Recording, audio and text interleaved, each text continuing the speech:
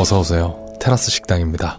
오늘은 한국인들에게 가장 익숙한 생선으로 한국인들에게 그다지 익숙하지 않은 요리들을 만들어 볼 예정입니다. 마리당 700g이 넘는 대형 고등어입니다.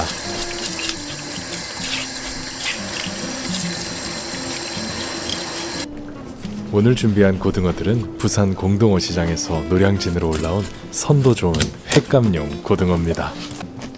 부산 공동어 시장은 우리나라 최초의 근대적 어시장으로 1963년 부산 종합어시장으로 시작해 전국 수산물의 30%를 공급하는 최대의 산지 위판장으로 성장했습니다. 그 중에서도 특히 고등어는 전국 유통량의 90%를 담당하는 말 그대로 고등어의 메카입니다. 잠시 횟감용 고등어 포뜨기를 감상하시죠.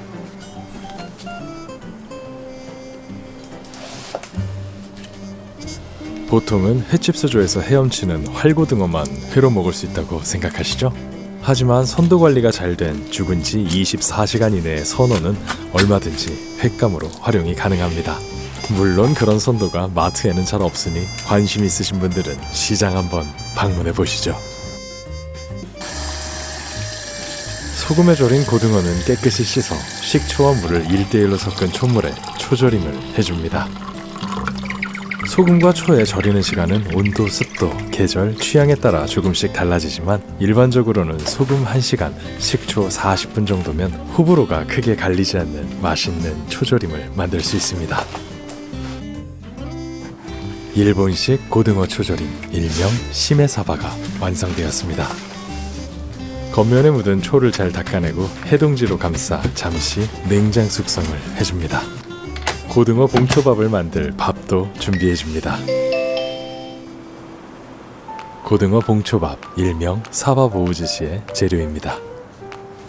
우선 배합초를 밥에 골고루 섞어 잘 식혀줍니다. 불질한 고등어 회 위에 올릴 마늘편도 썰어줍니다. 갈빗대는 살이 붙어 나오지 않도록 최대한 얇게 제거해줍니다. 사실 이게 기술입니다. 끄트머리에 얇은 뱃살 조각은 버리지 않고 봉초밥 안에 넣어주겠습니다. 흔히 일본어로 치아이라고 부르는 혈압육 부분에는 잔가시가 촘촘히 박혀 있습니다. 깔끔한 식감을 위해 뼈 뽑게, 일명 호네누끼로 가시를 꼼꼼히 제거해줍니다.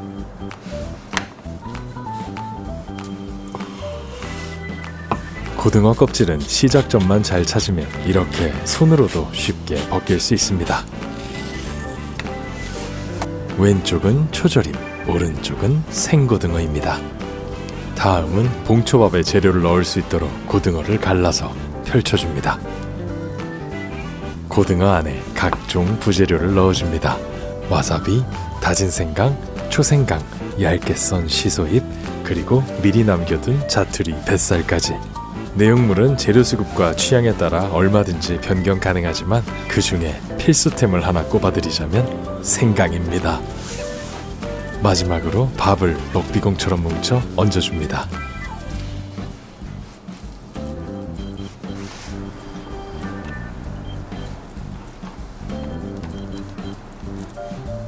긴발로 모양을 잘 잡아주면 고등어 봉초밥, 일명 사바보우즈시 완성입니다. 봉긋하게 솟은 고등어의 등에 칼집을 내줍니다. 정약전의 자산어보에서 이 생선은 등이 언덕처럼 둥글다고 하여 언덕고에 오를 등자를 써 고등어라 이르고 있습니다. 예쁘게 썰어 절반은 겉을 익혀주겠습니다.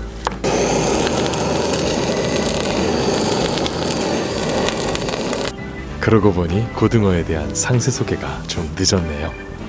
농어모 고등어과에 속하는 대표적인 등푸른 생선으로 한국인이 가장 좋아하는 생선 1위를 놓치는 법이 없는 말 그대로 국민 생선입니다. 한국에서는 회보다는 주로 구이와 조림으로 더 인기가 많습니다.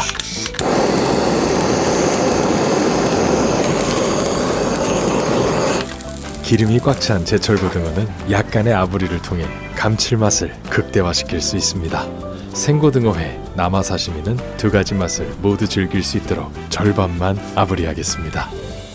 마지막으로 와사비 데코레이션 꿀팁입니다. 간단히 나뭇잎 모양을 내주는 것만으로도 보는 즐거움이 훨씬 커집니다. 단 옮길 때 칼에 베지 않도록 주의해주세요. 익숙한 재료로 만드는 익숙하지 않은 오늘의 요리, 고등어 회와 봉초밥 완성입니다. 오늘 곁들일 술입니다. 고등어엔 고량주. 아주 고고한 조합으로 고고해보겠습니다. 뱃살이 두텁게 살아있는 제철 생고등어 회입니다. 녹진한 기름기에 비린내라고는 전혀 느껴지지 않는 최고의 선도, 씹을수록 쏟아져 나오는 등푸른 생선 특유의 감칠맛까지 제주도를 통째로 소환하는 맛입니다. 고등어는 대표적인 출세어 중 하나입니다. 출세어란 시어부터 성어까지 성장 단계와 크기에 따라 그 이름이 바뀌는 생선을 말합니다. 대표적으로 세이고, 마다카, 스즈키로 성장하는 농어와 신코, 고하다, 나카즈미, 고노시로로 성장하는 전어 등을 예로 들 수 있습니다. 이 맛있는 고등어는 출세하면서 어떻게 이름이 바뀔까요? 5cm 미만의 치어는 초등어, 20cm까지는 중등어, 20cm가 넘어야 비로소 고등어라고 부를 수 있습니다. 과거에는 초등어 대신 국민어라는 이름으로 불렸고 최근에 이르러서는 초딩어 혹은 잼민어라는 이름으로 불리기도 합니다. 설마 이걸 속으신 분들은 진짜 안 계시겠죠? 참고로 전 국민어 출신입니다. 언제 어디서나 서민의 밥상을 가득 채워주던 싸고 맛있는 바다의 보리 고등어. 구워 먹고 쪄 먹고 졸여 먹고 끓여 먹고 집에서 학교 급식에서 동네 밥집에서 고급 주점에서도 먹는 천의 얼굴 고등어. 고등어는 우리의 삶 그 자체였는지도 모르겠습니다. 오늘은 사랑하는 이를 위해 고등어 한 점 발라 숟가락 위에 올려주시는 건 어떨까요? 준비한 요리는 여기까지입니다. 오늘도 맛있는 하루 보내세요.